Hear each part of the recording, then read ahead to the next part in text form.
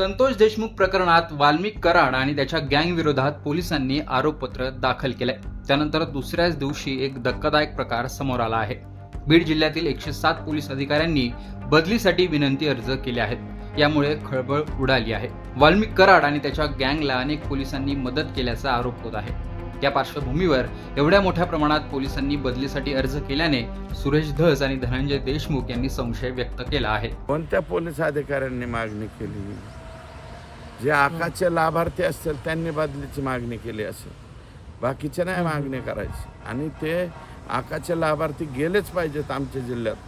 ज्यांना कोणाला राहायचं नाही त्यांनी अजिबात आमच्या जिल्ह्यात राहू नये, लवकरात लवकर बाहेर जावं. 29 तारखेला जी आमचा जिल्हा सगळ्यांनी लोटारोसारखा वापरला तुम्ही जिल्हा. आमचा जिल्हा काय दुभती गाय आहे का? 3 टाईम पिळायला कवा पिळायचं बंद झालं की लगेच जिल्ह्याच्या बाहेर जायचं का? आता तुमची वाळू बंद झाली, राख बंद झाली, तुम्हाला इकडून तिकडून येणारी येडाप बंद झाली. त्या कंपन्या आल्या, त्या कंपन्यांकडून प्रचंड मोठ्या प्रमाणात पैसा उकळला काही पोलिसांनी. आणि त्याच्यामुळं तर हे आणि आत्तासुद्धा खून झाल्याच्या नंतर, एवढी भयानक घटना झाल्याच्या नंतरसुद्धा वाल्मिकच्या कनेक्टमध्ये पोलीस होते. असे पोलीस आमच्या जिल्ह्यात नको आहे. त्यांनी लवकरात लवकर जावं, जिल्हा सोडावा. PI पर्यंत सगळे अधिकारी आहेत. नेमकं अधिकाऱ्यांना आता बीडमध्ये नको का आहे? नेमकं कशामुळं होते, कसं पाहताय? त्यांचे सगळ्यांना त्यांची कारणं दिली असतील ना. ती कारणं दिल्यानंतर कळणार आहे की त्यांना का नको आहे. कारण त्याच्यामध्ये 2 विषय आहेत.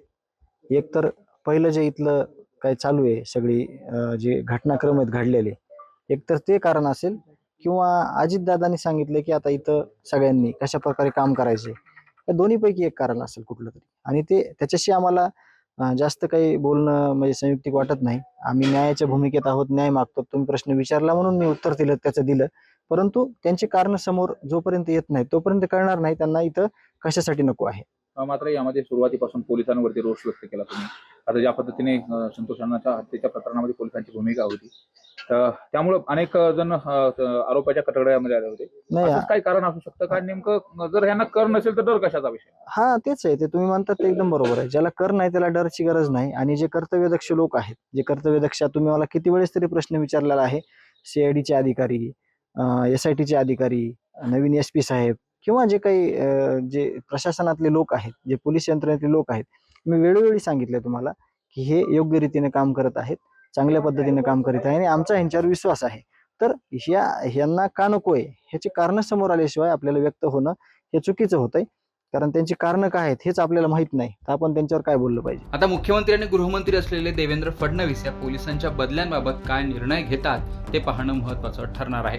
तुम्हाला याबद्दल काय वाटतं ते कमेंट बॉक्समध्ये नक्की लिहा. लोकमतचं YouTube चॅनल सबस्क्राईब केलं नसेल तर आठवणीने सबस्क्राईब देखील करा.